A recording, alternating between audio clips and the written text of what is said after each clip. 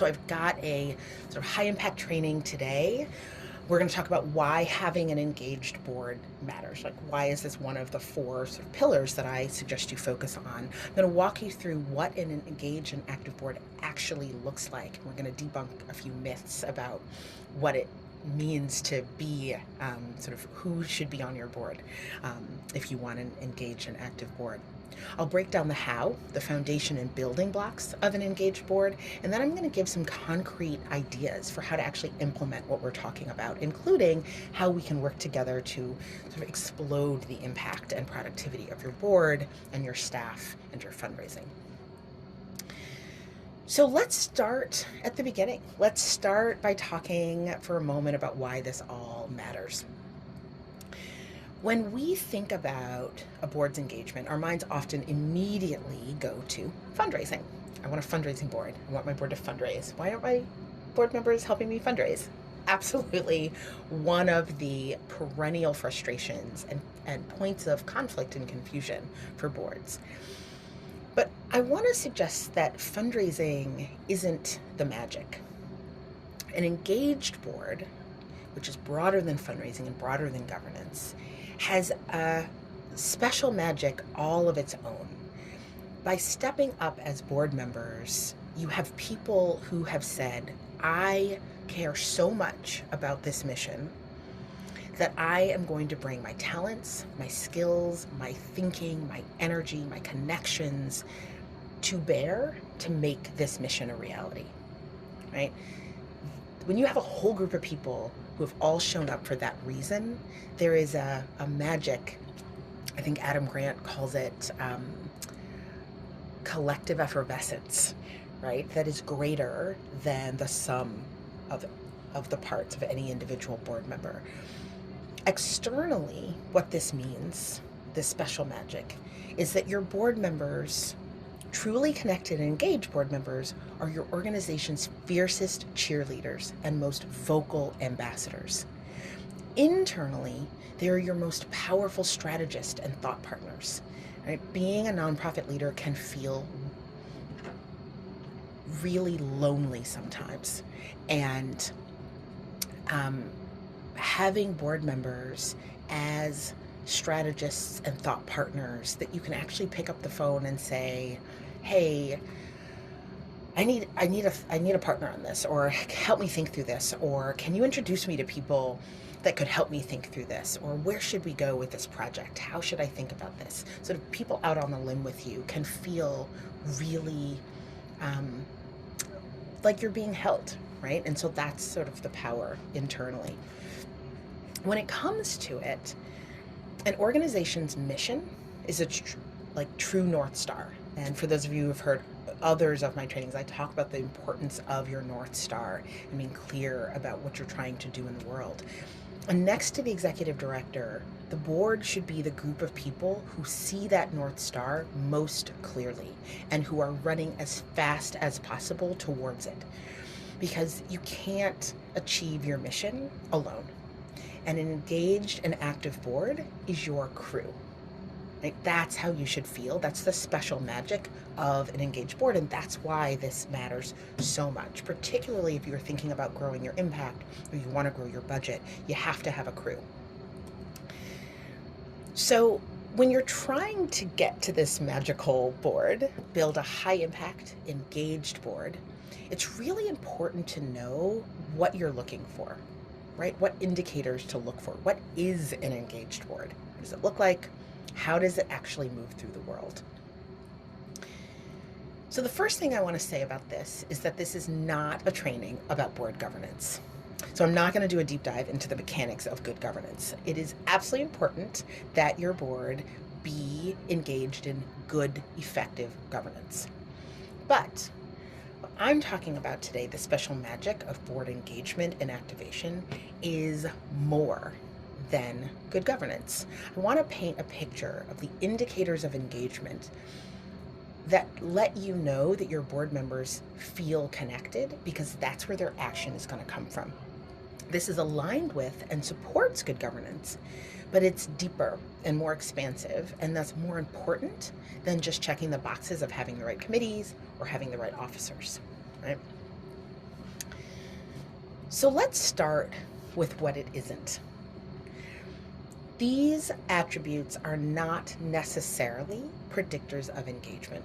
There are certain attributes that when we are looking to grow our board, expand our board, trying to figure out who the right people to be on the board are, they are often held up as predictors of potential sort of fundraising ability, right, or impact, right? If we have these attributes, we will have a board that will fundraise on our behalf, that will be out in the world as ambassadors on our behalf.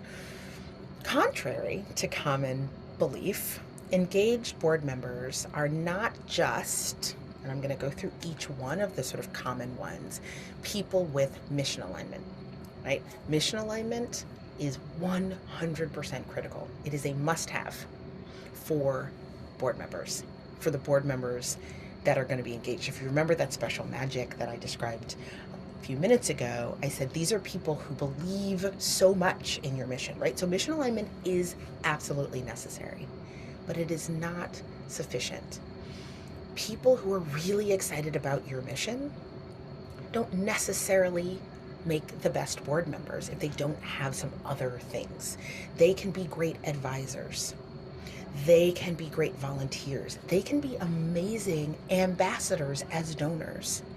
They can care about the mission, but not necessarily have the time or inclination to invest in the other things that make good board members, in good governance, in showing up, in learning and being engaged, right? So absolutely, you need board members that have deep mission alignment, but that by itself doesn't make them the best board members. You want to look for other indicators, and I'm going to talk about what those are.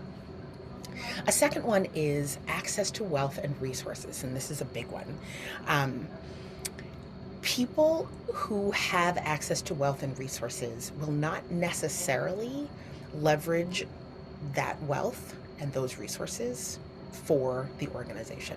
They may, but whether or not they have access to wealth and resources is not actually the indicator of whether they will leverage those resources for this organization. So just having wealthy people on your board, just having deeply resourced or networked people on your board by itself is not actually sufficient it's not a sufficient indicator of future engagement. These people can be great donors. They can be great donor ambassadors, right? Askers on your behalf. They can be wonderful when you have a fundraising campaign or a fundraising event and you're looking for host committees. You can leverage them in really concrete ways in order to access that wealth and resource. But again, as a board member, there are other things you're going to be looking for. So these three things, the wealth and the resources and the networks, and the mission alignment, are all deeply important. So I don't want to discount them. And they can fuel and support engagement. But when we focus too much on these things, they can become distractions from the real core of a healthy, high-impact board. So instead, I want to walk through 6 core indicators that you want to focus on for your board. The first is engaged board members that will actually help you grow and fundraise are people who work between board meetings. That means different things based on the person, but it means that they pick up the phone when you call. It means that they are willing to put in more hours than your typical supporter to respond to that email that you sent at 10 o'clock at night. It means when you have a training about your mission or a graduation from your programs or a park dedication for a new community that you've gone into, they show up, right? They work between meetings. So when you're thinking about who you're looking for, one of the things you want to ask yourself is this somebody who has the time and the inclination to work between meetings? If not, could they be a great advisor? Could they be a great volunteer? Could they be a great ambassador? Is there some other way to structure our relationship to leverage their interest without them being on the board? Second, they come to meetings.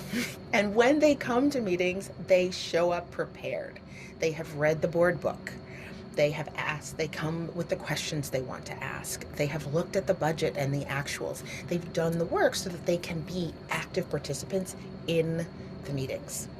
Right? They are not showing up for a show or a presentation. And some of this is about how we structure board meetings, which I am going to talk about. Right? You want your board meetings to be generative and engaging. You want people to have a reason to show up, but you also need them to have the inclination to attend and to be prepared when they show up. Right? That's an indicator of engagement. They actively engage with the organization's mission. And that either means either or both through its programming, attending programming, finding a way to support programming, participating in programming, lending their skills, expertise, networks to support programming, and or working with your staff, so your leadership team, lending their skills, lending their expertise, being thought partners and strategists with your leadership team. This also means that when they're asked by someone outside of the organization, they can go beyond just articulating the mission statement, right? They can really explain the reason the organization exists and why it matters. They get it. That's an indicator of engagement, right? That will lay the foundation for engagement. So you're looking for people as you bring people on your board, as you think about how you structure your board and how you're engaging the board, you want to build this up. Right? Provide opportunities for them to learn. Make sure that the people that you're onboarding have the inclination, have the ability, and the interest in truly engaging with the mission and its work. They hold the values of the organization, right? And they embody your organization's special sauce. Every organization, every institution is an organism, right? It has an energy about it that is unique. And one of the primary activities and forms of engagement for a board member is to hold that special sauce, to embody that in the world on behalf of the organization, so that people who engage with them as board members understand, oh, I'm getting a sense for how that organization moves through the world. This person is a representative of that organization. And finally, they actively seek to learn and grow and build their skills as board members. So they want to be better board members. They see this as a particular and discrete role, which it is. It is not just 4 meetings a year. It is a thing that they have signed up to do. It's a role that they have taken on, being a board member. If they are an officer, there are things to learn there. What does it mean to be a board treasurer? How can you grow your skills? How can you learn what it means to be a board chair for this organization, right? How, from a legal perspective, can you actually add value as a board secretary? And so they are willing to and actively seek to learn, to grow their skills. Finally, governance is messy. Right? It's one of those wonky, jargony terms that nobody really knows what it means other than, read the budget, show up at meetings, right? There's a whole sort of checklist of things that we can talk about when we talk about governance. But true governance is messy, right? It involves asking some tough questions sometimes about mission alignment and growth. It involves having really important conversations as the nonprofit leader thinks about hiring and weighs, the growth of staff with the offering of benefits. And it means helping think through real world problems, like what kind of corporations will we partner with and who are we willing to take money from? It's not always easy and it's not always clear. And so really engaged board members are people who are willing to wade into that messiness with you, right? It means they're not looking for neat and tidy to show up at a board meeting, have someone present, sort of the director's report, vote on a couple things, look at the budget and go home, right? They are thought partners around governing the organization. So these are the 6 core indicators that you want to focus on for your board, indicators of engagement. Think about how to recruit for these behaviors. Think about how to drive and support these behaviors by people on your board, rather than focusing on the structure. Do we have the right committees? Or, one of those buckets in the myths slide that I talked about, right? Do we have people who are really, really wealthy? Do we have people who know a lot of people? What you actually want are people who you can answer yes to when you ask, do they have the time? Do they have the inclination to do these things? And then structurally, are we creating a board culture? Are we doing our board meetings and holding our board meetings in a way? Are we engaging between board meetings in a way that supports these indicators of engagement? This is what you want to focus on if you want to get to that magic that we talked about. So let's drill down even further to the how. How do you build these forms of engagement? How do you create a board that is inclined to work between meetings and show up prepared and engage with the mission and build their skills? How do you build this magical board? So there's one thing that is at the core of this kind of engagement.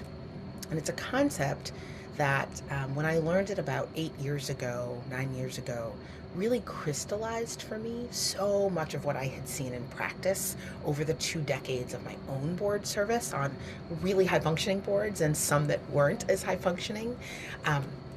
It's this concept of trust for action.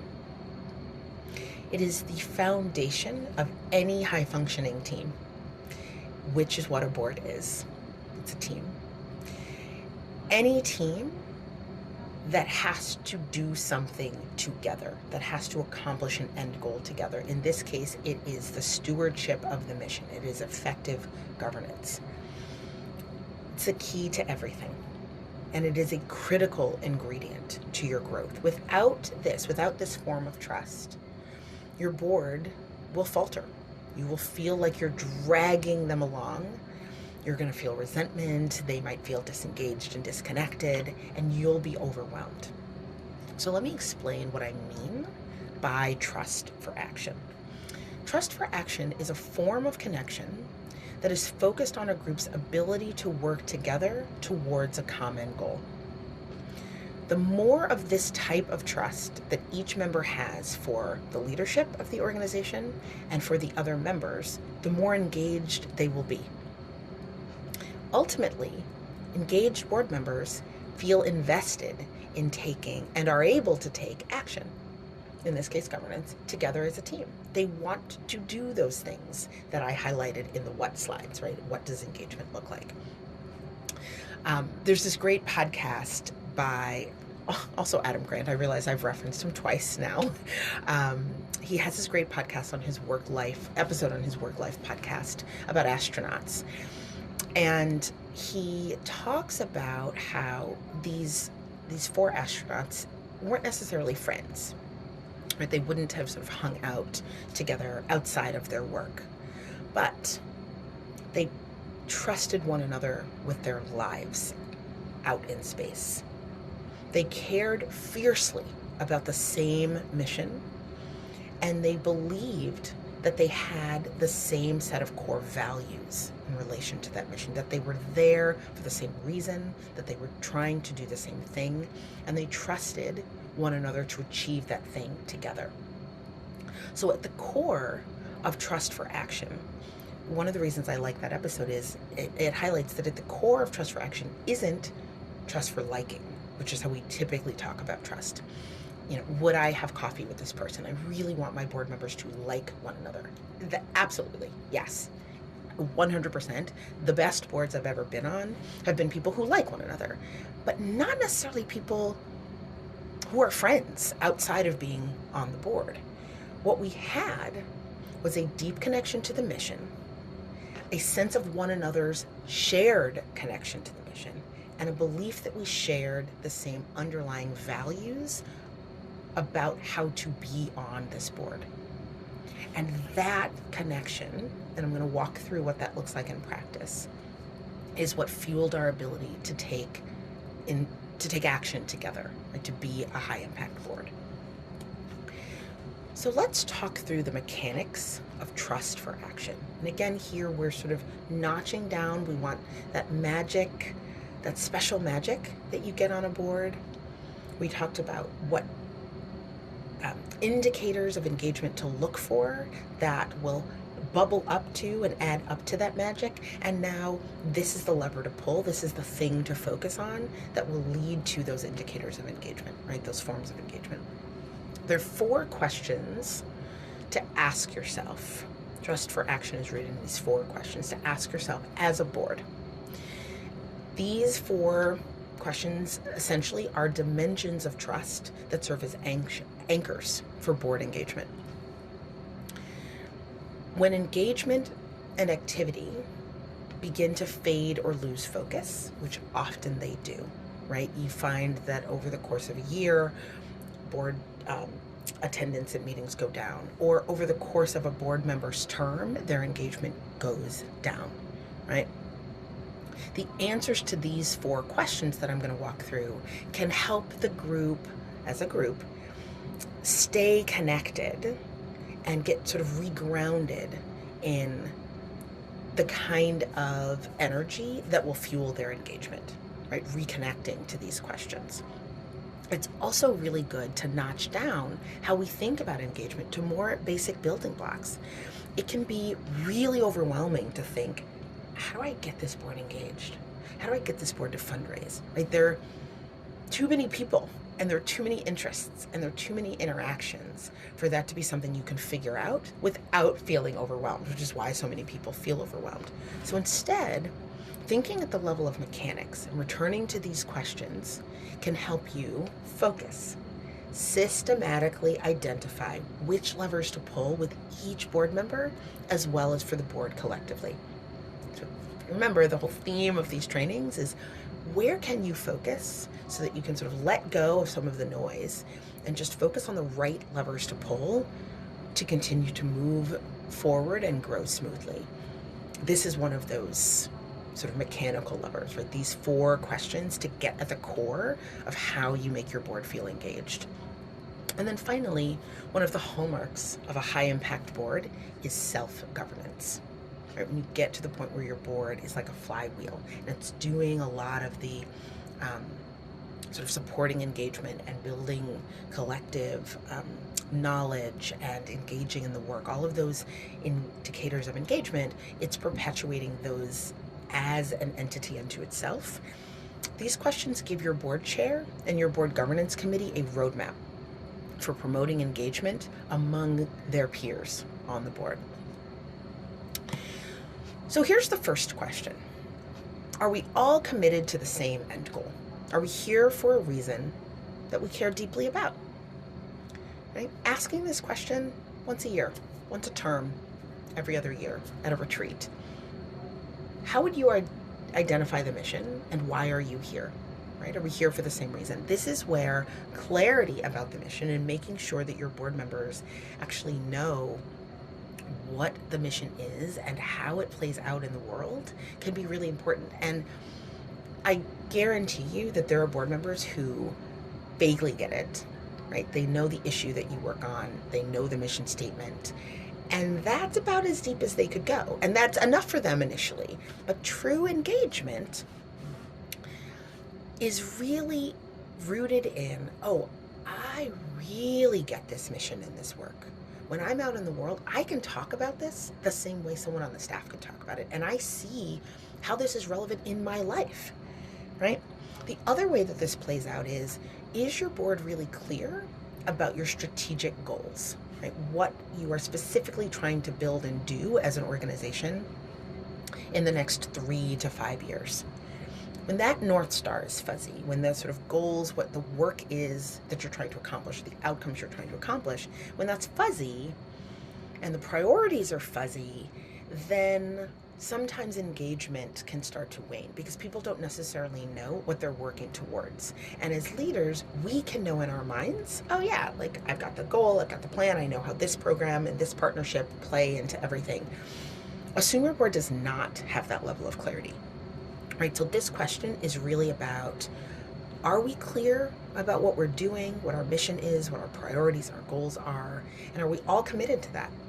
And you may occasionally, I've absolutely been on boards where this has been the case, and I have felt this as a board member, that as things start to change, as priorities change, as my life changes, you may have board members say, actually, I love this mission and this work, but I'm not actually as committed.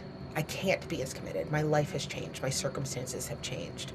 The goals and priorities are different now than they were 3 years ago when I joined the board. So you really need to make sure that there's space for your board to answer this question honestly with one another. The second question is, how much can I count on the other people in this board to stay committed to the end goal?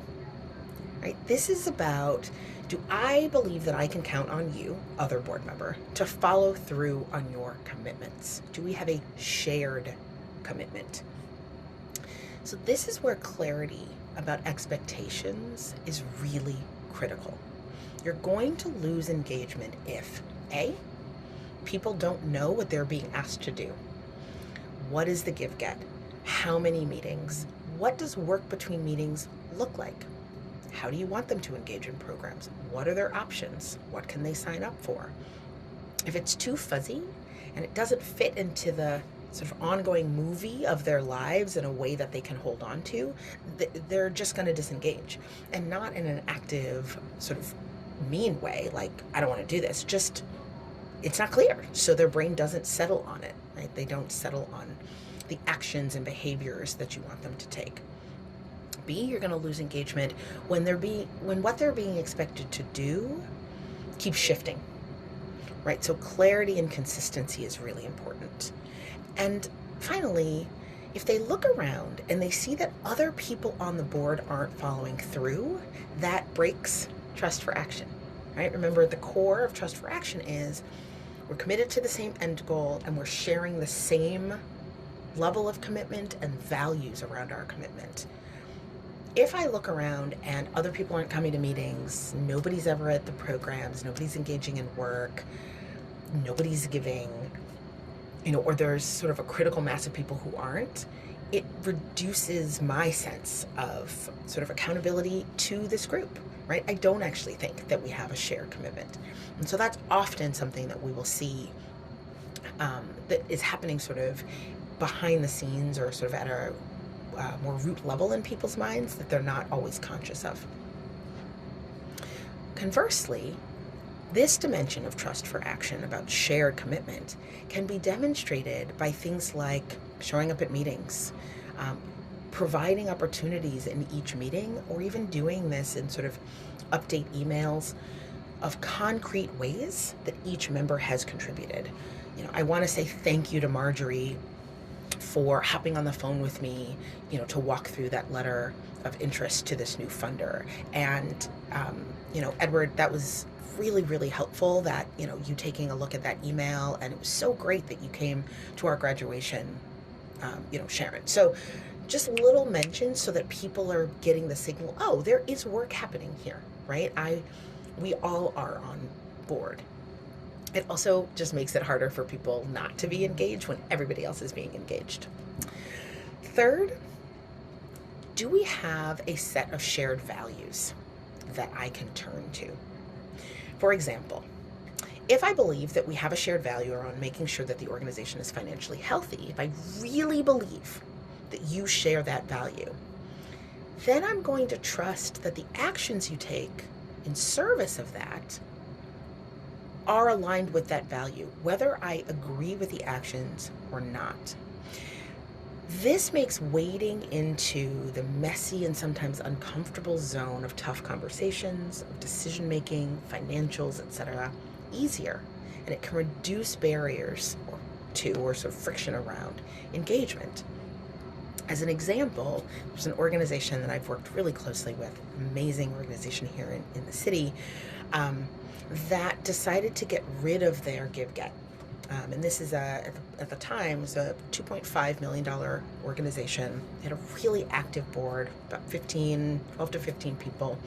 And so they were sort of addressing this sort of radical idea of just totally getting rid of the give-get. which felt radical to them because A, they'd always had one, and B, best practice was telling them boards at this level have a give-get. It is clear, it is confirmed, everybody knows, right? What they found is that they spent some real time at a retreat talking about what financial health meant to the organization and making sure that they had a shared understanding and commitment to that value. And then what they found is that people's engagement around the financials, reading them, understanding them, asking questions about them, right, measuring and tracking financial health, and around fundraising increased, because they're like, oh, we all have something to bring to bear to make sure that this organization stays financially healthy. We all agree on what that means. We all understand. I see how I fit. Right? It meant that they could give at different amounts because nobody was saying, oh, the reason you are giving less is because you value the health of this organization less. They knew they were on the same page. So it made engaging with the financials less tactical and less transactional for them as a board. It was a really fascinating case study. The fourth question is, am I able to bring value to this endeavor? This dimension of added value. Belief in one's own value on a team is absolutely critical for engagement and for trust for action, for sort of building the kind of trust that allows boards to move to action together. This is where working individually with board members to make sure that they have meaningful ways to be involved and meaningful to them, right? Ways that don't feel just performative. Because even if you can check a box that says, this person came to our graduation, if that board member feels that engagement is just performative, meaning they checked a box and it isn't actually meaningful, they know that. That doesn't feel like meaningful engagement. They don't necessarily see how their skills or their interests are actually being helpful in moving this organization forward. They may question how their skills and interests are in alignment with the needs or the strategic priorities of the organization. Conversely, when we find opportunities to recognize and celebrate different forms of contribution, individually and as a group, they can see and find ways in, personalized engagement plans, for example, they can find ways in and say to themselves, actually, when I do work between meetings, when I show up, when I ask questions, I am adding value. So let's make this real and talk about some best practices. How can you actually implement this? So there are 3 buckets that I'm going to talk about: beginnings of relationship, meetings, and ongoing connection. So beginnings, the beginning of your relationship with your board. First thing to think about, a robust orientation, right? Explicit introduction to the board, to organizational culture, creating an intentional connection to a staff liaison, someone on your leadership team that they can call and ask questions, especially in those early months. Making sure that, going back to this clarity, making sure that they understand how the mission plays itself out in the world. They see a copy of the strategic plan so they understand the priorities and the goals that the organization is working towards. They know what the goals of the board are, right? So that orientation shouldn't just be they come to the first meeting or meet with the executive director. It should be robust and should absolutely walk them through what they need to know. And you can actually look at each of the 6 indicators of engagement and think, what do I need to give this new board member so that they are set up to engage in this way, right? Use it as a checklist. Clear expectations about engagement, thinking things like personalized board engagement plans, and we'll talk about those in a minute. Beginnings with board buddies are also really important. So assign new board members a board buddy to serve as a mentor for the first few meetings, not just that first meeting. This could basically look like sitting next to them at the meeting, making sure, calling them before the first meeting to say, hey, let's talk through the board book together so that this is usually where we spend a lot of time. This is how our conversations about the budget usually look, so that they actually can dive right in and be engaged from the beginning. And then finally, connecting them to the right work. A lot of boards have committees. They can be a really powerful and important way to organize your work. Making sure that the board member is assigned or connects immediately to a committee, since that's usually where the work between meetings happens, and that it's the right committee for them so that they can ensure early engagement, they can see that added value right from the beginning. The second dimension of implementing what we've talked about is actually how you hold your meetings themselves. Here, the key is to structure board time together, board agendas, conversations, in ways that deepen the sense of connection to things that really matter. You want to use your time together to stoke interest, to inspire, and to really tap the board members as generative and strategic partners. Anything that you can do asynchronously, meaning via email, sending them reports, do that asynchronously and use your time in ways that builds a sense of connection and stokes the fire of interest and excitement. A few ways to do that. Mission moments. Board members feel engaged when they are confident that they know about the mission, what it takes to advance it, and how it's showing up in their lives. You can take a moment, beginning, middle, end of each meeting, to say, hey, would anybody like to share something they've done and seen since the last board meeting that is relevant to the mission, right? This is an opportunity for board members to say, this is how I've supported the mission. I came to this program and loved it. This is how I've seen the mission out in the world, right? I would often seed these mission moments before going into board meetings so that I knew that there would be one or two at each meeting. I'd get in touch and say, hey, Charlie, it was really awesome that your email to me about the video montage that I sent you just seemed awesome. It seemed like that really resonated. Would you share that with the board when we get there? Right, so making sure that people are hearing from one another, hey, I'm engaged. This is how the mission shows up for me. A second tool is something called a consent agenda.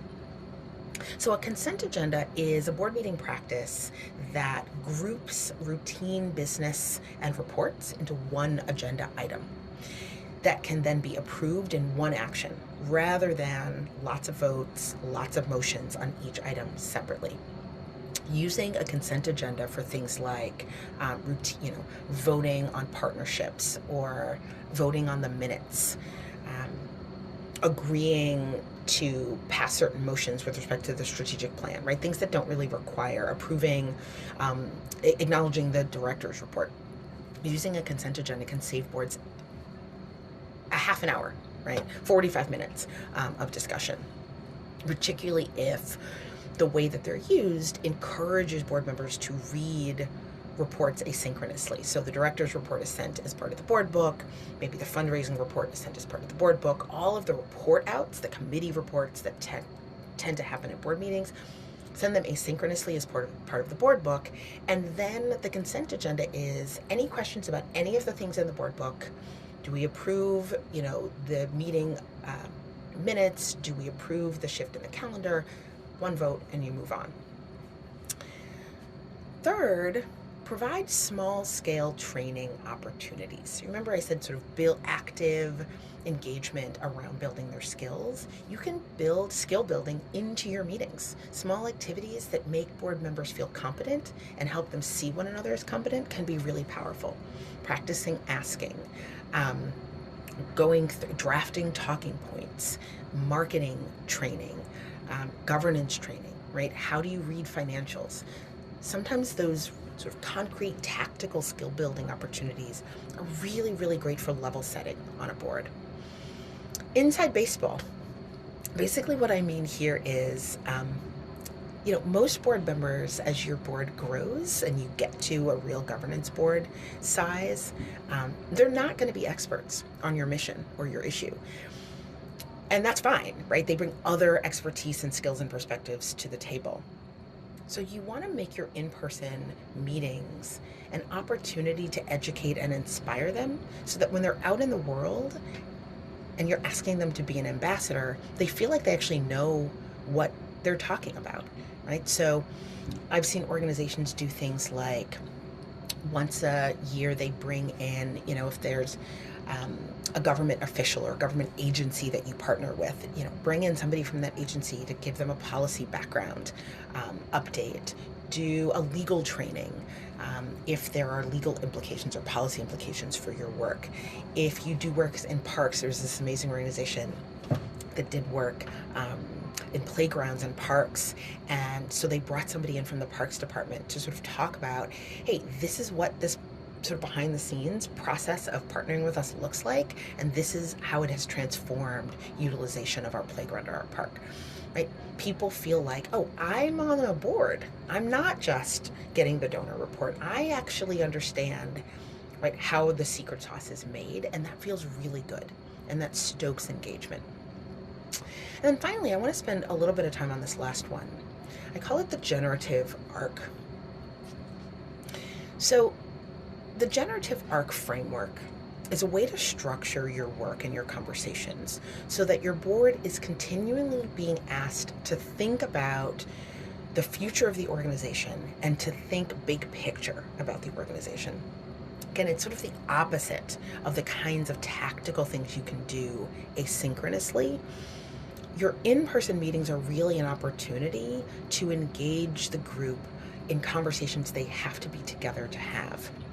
So I want to spend just a moment on this one because it's really powerful as a way to transform your board meetings. So there's 3 ways to engage your group: generative thinking, strategic thinking, and tactical thinking. And generative thinking is broad. It's about who we are, it's mission, it's are we still relevant, how are we moving through the world, what is our secret sauce, right? Strategic thinking is, okay, now that, and it grows out of the generative thinking, we understand our mission, we understand sort of big picture questions about our purpose and our why, and our impact in the world. What is the plan for achieving that why? Right? Strategic thinking is, what is the plan? This is weighing pros and cons. This is looking at return on investments. This is making decisions about what counts and what doesn't, what to say yes to and what to say no to. So meetings are best, in-person meetings are best when they are some combination, and this can be within a meeting or between meetings, between the generative and the strategic. Right? They are opportunities to actually bring thought to bear, thought, strategy, perspectives to bear around issues that are real, right? You don't want to make up fake generative questions, but we are launching this new program in a new community, and I'm concerned, or just am wondering about how we make sure, because we're new to this community, that we're not sort of flying in and like plopping down with some new program. Like, how do we make sure that what we're doing is relevant? Like, what's our marketing? How do we connect to the community, right? That's a very real generative in terms of how we move through the world, and strategic in terms of who we should be partnering with and what we should do. That's a real question that a real organization that I worked with focused on, actually multiple of them. That's a great conversation for your board, because it actually pulls back the curtain and shows them how you are doing your work, and their perspectives can absolutely be relevant and helpful, right? So and that's not an email, right? That's something that is better in person. So that kind of generative and strategic thinking. It also helps board members learn about one another, right? How they think, how they work. The third bucket is ongoing engagement. So this is a tricky one because most board members report that communication is a problem. They're just not going to read a lot of emails, right? It's really hard to keep board members participating outside of meetings, right? They don't come to committee meetings. Like, that work between meetings piece is hard to construct. So I just want to offer 3 tools that have been effective at maintaining an ongoing engagement in a way that supports the kind of board engagement we've been talking about. The first is a personalized engagement plan. And I recommend doing these every year and checking in mid-year. These are one-on-one deep conversations, 30, 45 minutes with each board member, that identifies unique personal avenues for engagement and fundraising, right? here is what we're doing. Here's our strategic plan for 3 years, for the next year. Here's what we've talked about on the board. Let's map out and document how you're going to plug in, where you're going to show up, what networks make the most sense for you to plug in, what you're excited about and why, right? You document it and then you check in with them midway through the year. That level of concreteness that brings to the surface what they have committed to do is really powerful. A second that is related are these biannual one-on-one conversations. So at least twice a year, sit down with each board member. I used to do this quarterly, actually. Sit down with each board member and say, how are you doing? What is exciting about what we're doing? I've noticed you've been really engaged. I love it. Fantastic. How can we keep this up? I've noticed you haven't been really engaged. What's up, right? What do you need? What's missing? How can we plug you back in? Let me tell you about what's on our calendar. Do we want to adjust your engagement plan? Is there something coming up that's really exciting, right? These conversations make them feel like they are on your team. And finally, a dashboard. These sort of quarterly or bi-monthly, every other month. You could do it monthly. I used to do it monthly. Update dashboard that highlights high-level key financial and non-financial engagements and contributions and ways in. And I have on my website some examples of how to think about these dashboards in the resource section. They're really powerful. Most board members aren't going to read emails.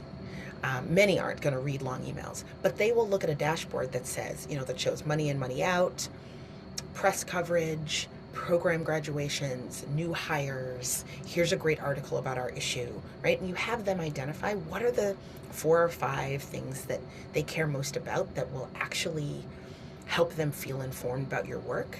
And then you report on that in this dashboard. So let's recap. We talked about why board engagement is so important and how it's the fuel for the impact you want the organization to have. We talked about the core element of engagement and the mechanics of trust for action, and I shared just a few strategies and tactics and best practices to begin to implement what we talked about today. Ultimately, what I wanted to give you is information and tools to help you take your board and your organization's capacity, sort of people power, to the next level. And I know that if you're watching this training, it's because you want board members that are excited about your mission, that can help you map out your vision and think through problems and solutions, that can bring in new people and new resources into the organization. I also want to recap the 4 trainings we've done as a whole, what you've learned and how they work together to help your organization grow smoothly and without overwhelm. We've talked in the first training about how you need to think strategically about the growth stage that you're at and what the next best step is for you to take if you want to scale in a sustainable way. We talked about what the stages of growth are and specific questions that you can focus on to guide you through your movement through those stages.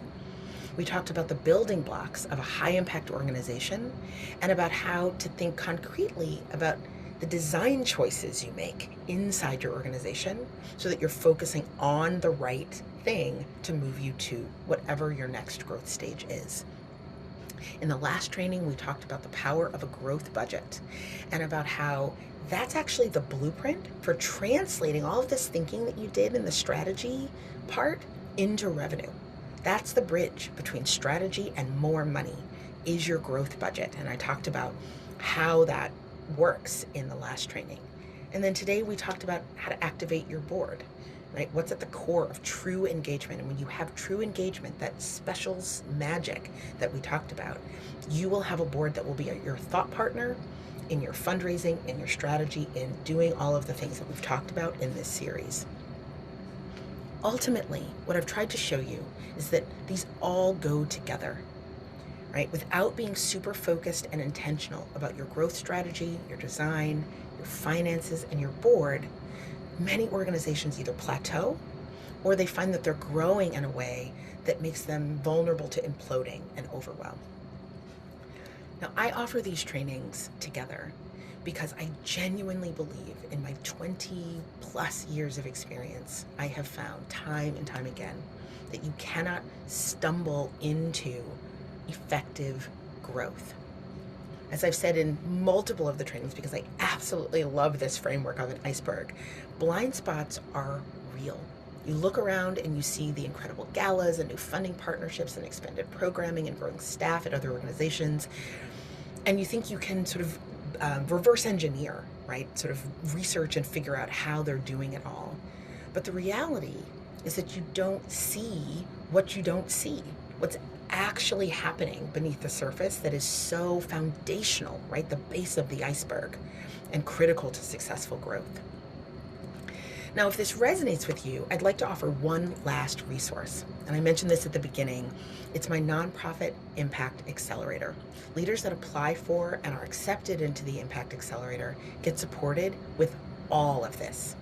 It is a 6-month coaching and training program specifically for leaders of organizations that are ready to scale their budget and their impact more quickly than if they did it on their own, with more support and with more accountability, and therefore less overwhelm. Inside of the accelerator, we work on implementing all of the things that we've talked about in these 4 trainings together in an integrated way. And leaders get support with the tactics and the mechanics of everything, from building trust for action, to restructuring your board, to growing your staff, to identifying and activating new major donors. I also offer concrete templates for everything from a high-impact generative and strategic board agenda to an employee manual to a fundraising campaign plan. Now, whether we work together or not, I just want you to remember the 4 parts that we've talked about in these trainings. They all go together. Focus and intentionality around these 4 areas are the key to building the systems that you need to grow. So if you're ready to get the support and accountability that you need to grow quickly, I invite you to apply to the accelerator. You will get, either way, you will get all of the trainings in this series in your inbox, along with the workbooks and the toolkit so you can implement right away. I hope this was helpful, and it was really wonderful spending the time with you.